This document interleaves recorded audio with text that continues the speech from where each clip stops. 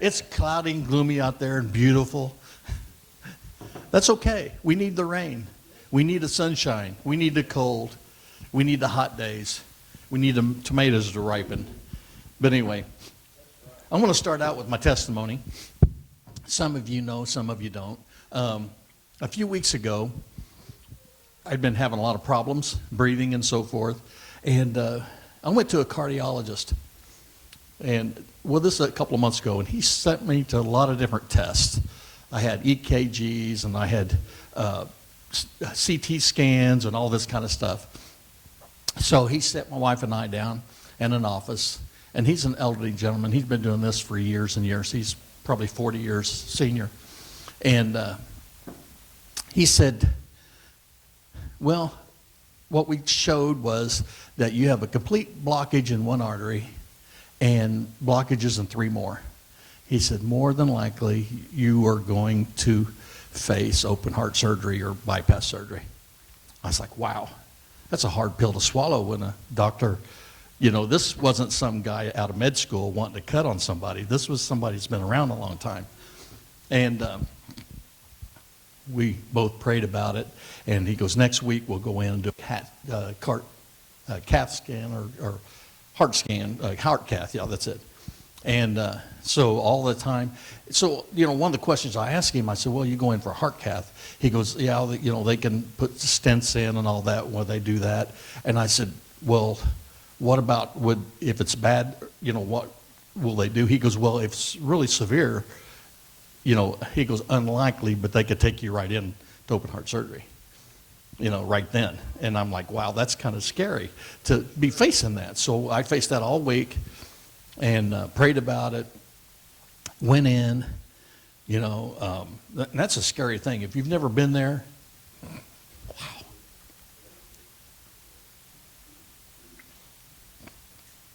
Laying on a table, surrounded by people and lights. On this, I may not wake up. I mean, we lost a dear friend last year to open heart surgery. It happens. So that's a tough one to say. Wow, how do you do this? And I hope you never have to go through it. And I cry because I remember the fear that I had. And I mean, I've been a kind of a tough guy my whole life. Try to be a tough guy, been in the Marines and all that kind of stuff. But man, that's a tough one.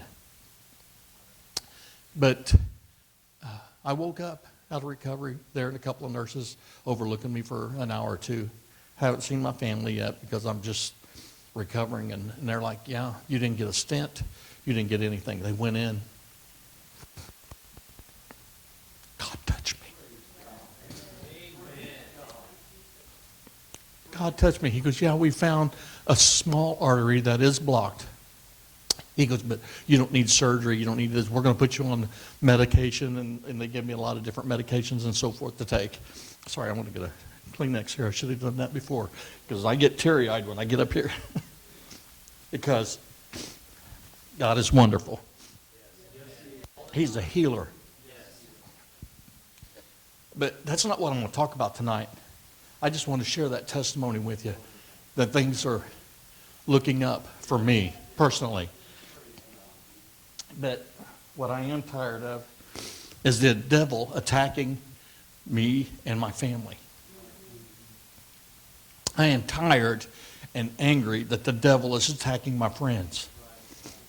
I am tired that the devil is attacking my church family. I am tired of the devil attacking my community. I am tired that the devil is attacking my country. I am tired of the devil attacking our way of life. I'm tired of attacking the world God has given us to live on. The devil is attacking our neighbors, schools, churches, government, our money, our food. He seems to stick his finger into everyone's pie. I wanted to talk about a little history.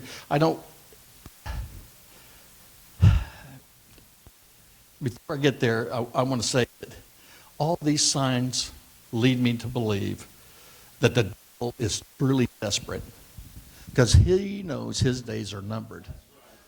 And in the last days, he is lashing and attacking everywhere. If that don't tell you something, that's a big red flag. The devil hasn't attacked like this in my lifetime.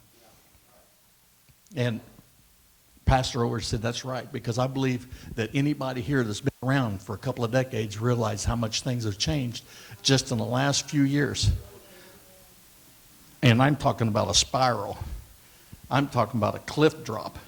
It's not something that's just gradually tapered off.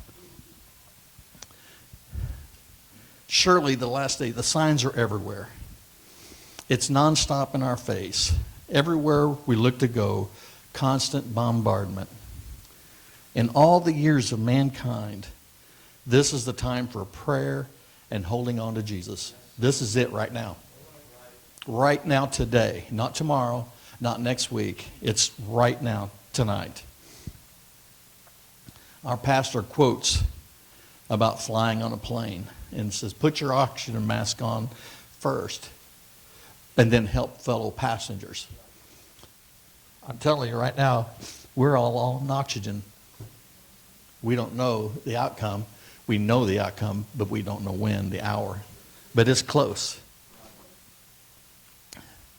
If I may have a slogan tonight, it's get your walk with God and grab a friend. As I was growing up, I wasn't poor. Poor is a state of mind. But we didn't have a lot growing up. And some of you probably lived that way too. You know, we lived in areas that wasn't like what you would say, what we call now like the north side, the Keystone and the Crossing. We didn't live lives like that when I grew up. We just lived in standard old neighborhoods, friends down the road and so forth. I'll skip a lot of those details, but you know what I'm talking about, just standard, you know, Opie Taylor days, so to speak. My early Pentecost experience was going to a church in a block building. Now, this is just a simple square, a flat roof. It had tarp on the top of the roof. I was baptized in a horse trough, and I shared this before in the back right-hand corner of the church. What I didn't say, it was the horse trough was up on cement blocks. Had a sheet of plywood on top of it. I think it maybe had a brick or something to keep the kids out of it, so don't climb in. But bugs were floating in the water when they uncovered the top. I remember that I was a young man. I can't remember exactly. We didn't get certificates back in the day. They just dunked you and slapped you on the head and, hey, praise the Lord, you got baptized. I didn't know that you're supposed to get certificates and things like that. Maybe some people did, some churches did, we didn't. I don't even think we had paper at our church. But we may have. I'm just joking. But I don't even know when they put the water in that tank. You know, we didn't have any running water in the church. Did they carry it in buckets and dump it in there? You know, did they take it out of a creek? I don't know. We didn't have bathrooms in our church. We had an outhouse behind the church. It was under a light pole back there, and that was it. So that's kind of rough, you know. It wasn't a poor church. I mean, to me, we had the power of the Holy Ghost. We had great services. We had Easter egg hunts with real boiled eggs.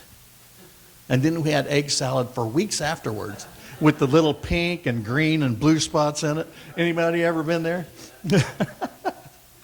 It was good. Of course, a lot of ladies in church could cook good back then. You know, there's just tremendous cooks.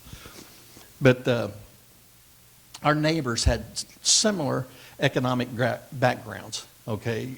We all kind of was like this. We helped each other.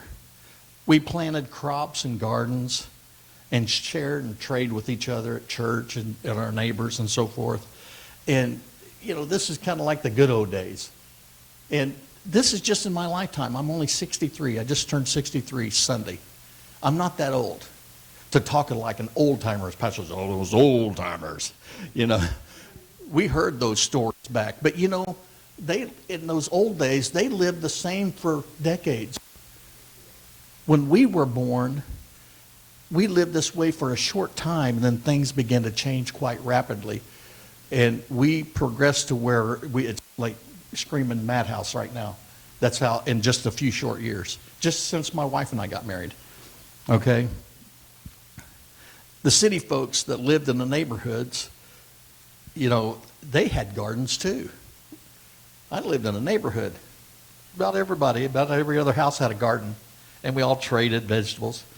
The farmers, they didn't even have regular jobs. They didn't work public jobs, a lot of them didn't, because they farmed all the time. But they had livestock and so forth, and they sold and made money at the farm markets and so forth. But we had our share at that time. We had hippies and groups of nomads, often referred to as gypsies or carnies, that a lot of times, you know, Mike actually married a carny. He called, oh, my wife's a carny. She worked carnivals and traveled all over the place, settled down and married my cousin. So that's why I got the word carnies. I don't know if anybody even uses that anymore. I haven't heard it for years. But for the most part, everybody took care of their own. Even those people, they took care of their own. We didn't have an intermingling too much, but we knew who they were, who we were. We were all God-fearing people, whether you're Methodist, Baptist, Presbyterian, whatever. You know, we were neighbors. We got along. There was crime then, though. There was theft, occasionally a murder, and other forms of rebellion. But those activities, and this is what's important, they were accountable by those in authority at the time. People that had the authority made those people pay for those crimes. Our laws were based on biblical principles. They were supported by lawmakers, higher education people, universities and local governments and religious communities. Our police officers were all supported by these higher educated people. Our teachers, youth leaders, pastors, all work supervisors, all of those in leadership were given some kind of authority to uphold standards. And they did. So what happened? Why are we like today? Well, biblically, we go to 2 Timothy, 3rd chapter, in verse 1. Sorry, I don't know if I gave you that one. This know also, that in the last days perilous times shall come. Verse 2, for men shall be lovers of their own selves, covetous, boasters, proud, blasphemers, disobedient to parents, unthankful, unholy. Now this has been in the Bible a long time. Are we in perilous times? Russia, China, Iran, wars, rumors of wars. Is there any place that you can go and feel truly safe today? We have carjackings, church shootings. We live with the plan for protecting our loved ones every day. You have to have some kind of contingency plan. That's what we talk. I had breakfast with a man today, and we sat for a couple hours and we talked. And he got on the subject of these things that I'm talking here tonight. I didn't bring this up. He did. He almost word for word went through some of the notes that I have written down here. Now, that's kind of confirmation, and it's in the hearts of people and minds of people all over. Christian people really understand what's going on. It talks about proud, boasters, covetous, lovers of their own self. You know, you can't be a movie star and not be a lover of your own flesh. You know, we all want that popularity. We've all dreamed of maybe someday have some kind of popularity or something like that. But there comes a price to that. It usually starts with the ones you love. people that we love and care for, our family and friends, are the ones that suffer first in your fame. Don't try to get that fame. It's not worth it. It's not worth sacrificing your family and your friends, church family, or anybody else you love or care about, because that's what will happen. We've seen it many times in our life. Young people that grew up in church, and where are they at today? Do we know them anymore? No. These people that you care about with this fame will become expendable, used and forgotten about. Some quick fortune, money, or something can forever change who we are. Even in cartoons, this has been on for since I was a little kid. You see that the cartoons portrayed as the little money signs in our eyes. You know, when they see something gleaming and shiny, they want that. You know, we all look at that and it's like, wow, that's exciting. That would be nice to have $1 million or $2 million or be wealthy. But be careful what you pray for. Be careful what you want, because it will change you. Disobedient, it talks about in verse 2. This covers many areas and not just parents. And those that look after you, mentors, the pastor, we have to be obedient. Now, a lot of times he's not going to get up here and tell you, but I will. We have to be obedient to the pastor. Blasphemers, that kind of speaks for itself. Although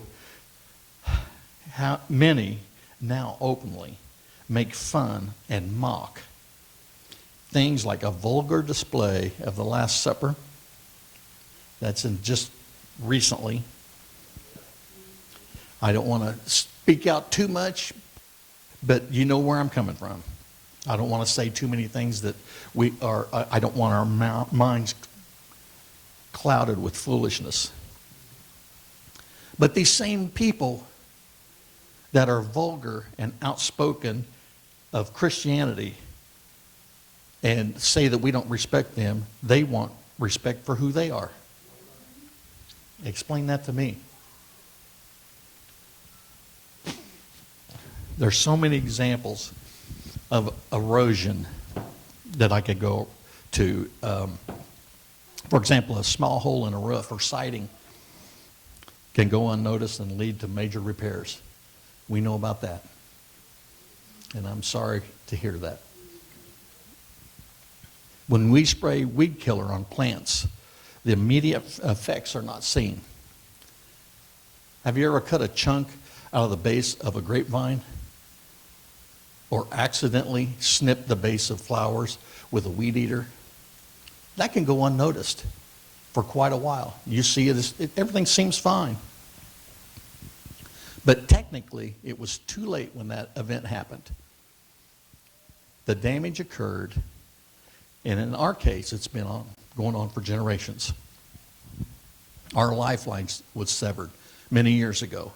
It just now we see the wilting and we see the dying, and toward the last days, it grows faster and faster. And that's later on in the scripture. We are there.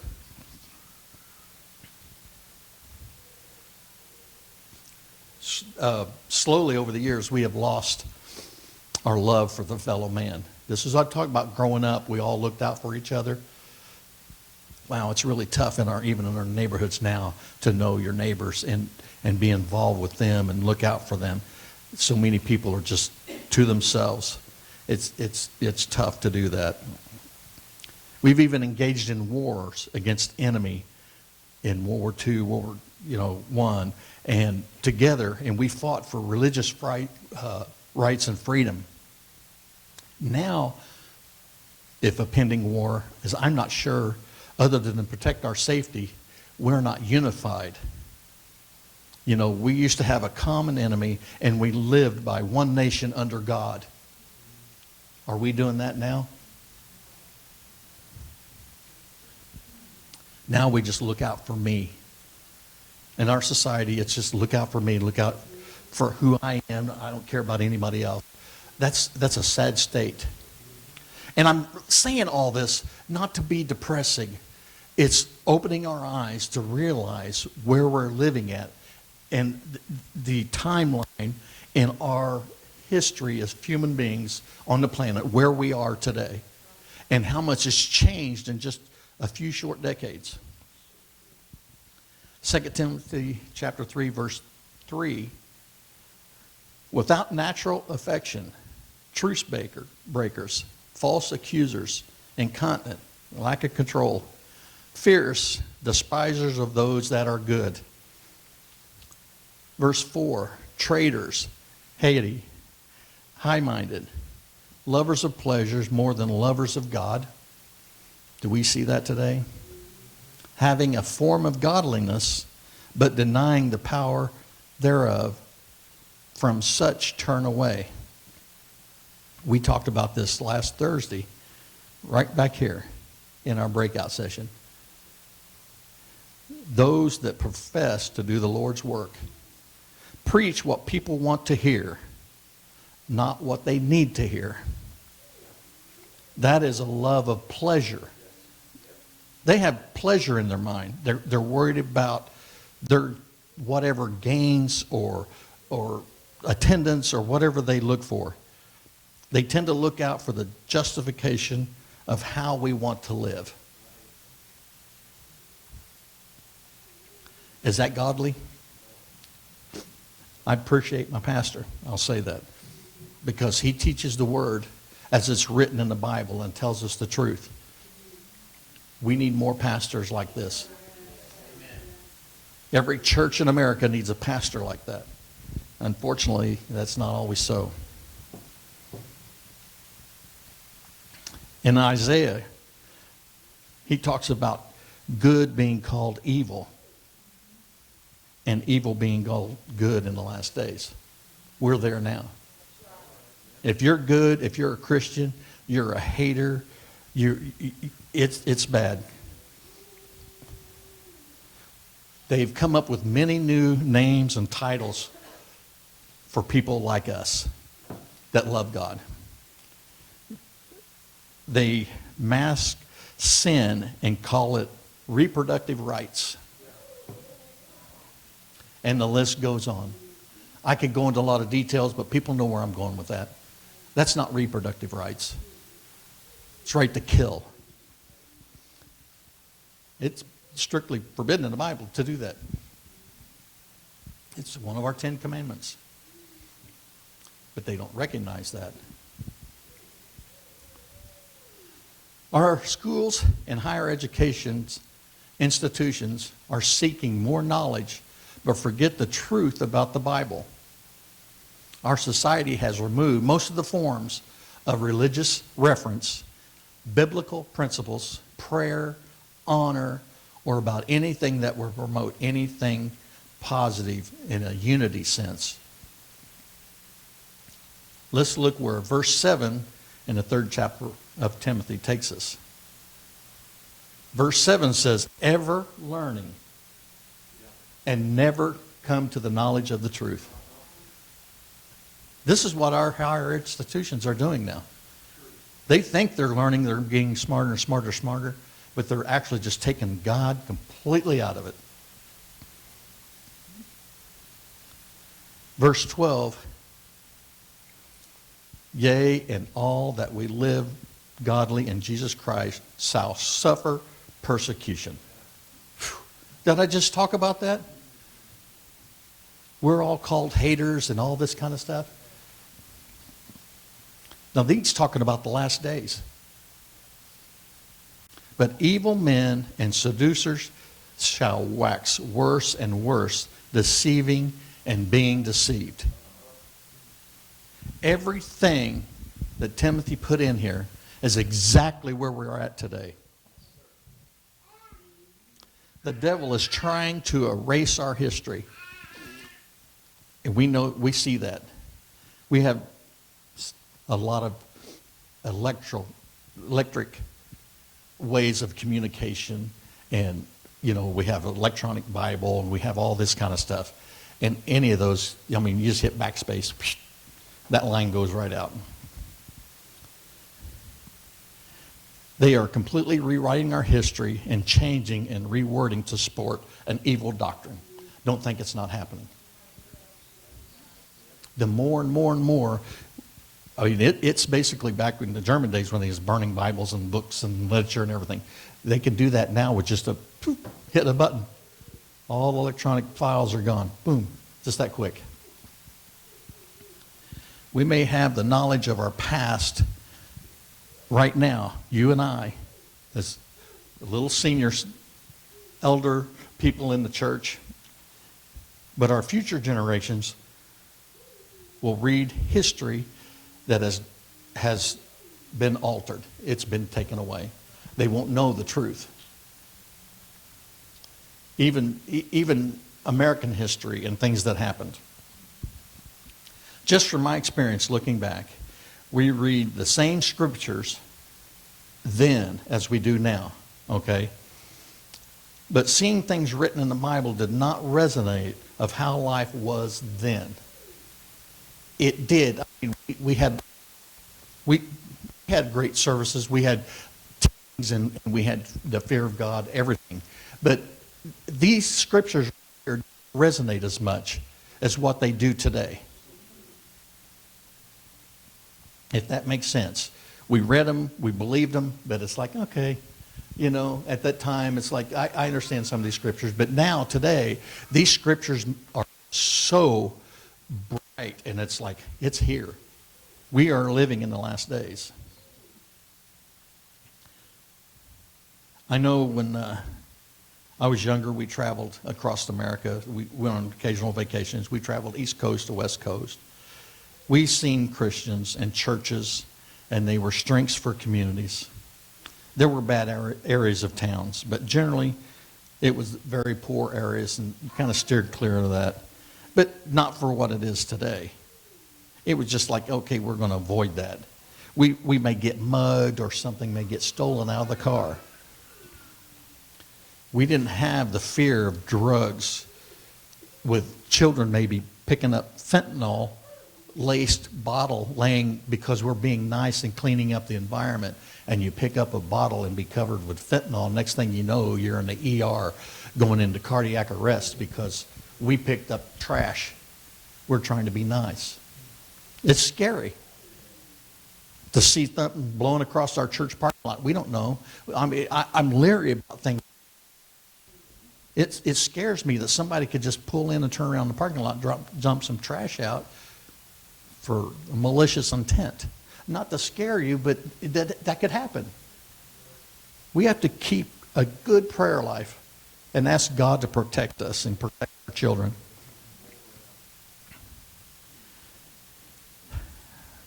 But that's the life we live today. Back then, and this was just since my wife and I got married, and we've been married 40 years, which is not really that long. To some of you younger, you're like, oh my gosh, but really it goes that fast. We could knock on some random door and get help for a flat tire. Now you may be shot, mugged. Who knows what could happen to you knocking on a random door anywhere. In nice neighborhoods, it don't matter where it's at. It's scary. It's a scary place we live. When I started driving, and like I said, 63, so it hasn't been that long ago, so 40-something, maybe years ago, we left our windows down. We left keys in the car.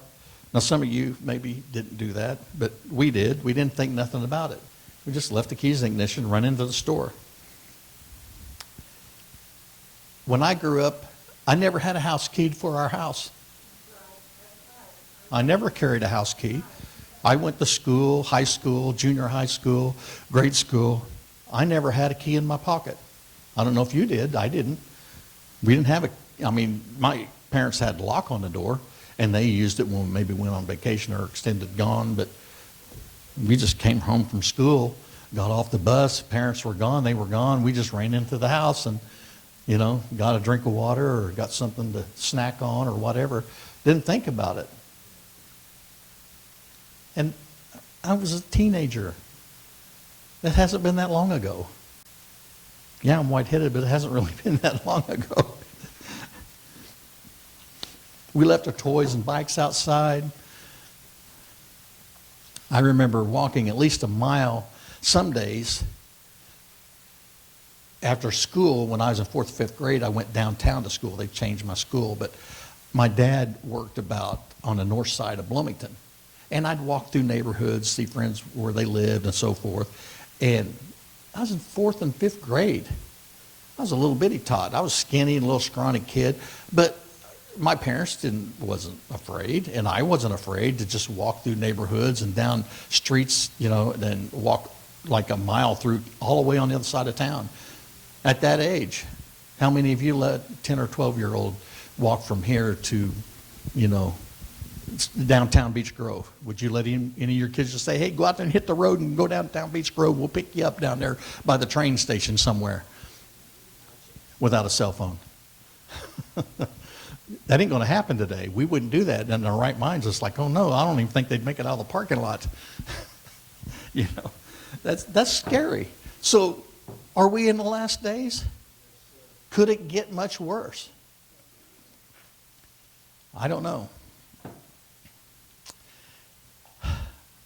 Verse 13 told us, but evil men and seducers shall wax worse and worse, and deceiving, and those in being deceived. We are constantly getting texts, robo-texts, robocalls. People are getting emails thinking, oh, this is my bank. I need to.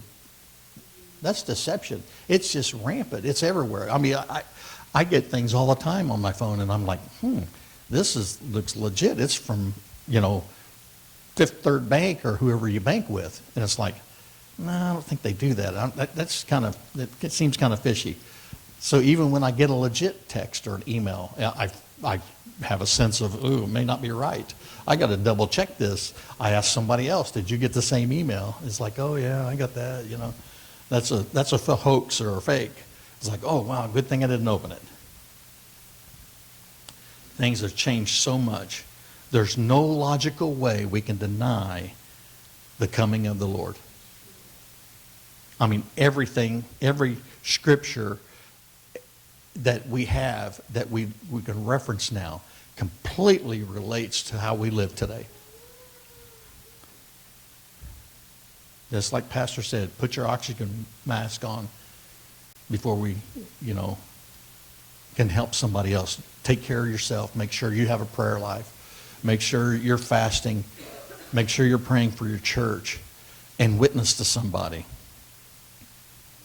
And I'm closing. I'm sorry it hasn't been real long, but my quote of the night, this is what I'd like for you to go, is pack your spiritual bags. We're going home soon. Because that's where we're at today. I'll turn this over to the pastor. Sorry, hopefully I didn't sound too depressing. I wanted to be enlightening. I wanted to make a contrast in my short life since, I was just a young man to now. That's been really quick. Things have progressed so fast. It's scary. It's scary for me to know, but also I have a sense of peace with that fear, because I know the Lord's going to come back soon. There's just no way we can go anymore. He will not put on more than we can bear. And we're at the point now we can't hardly bear anymore. Thank you.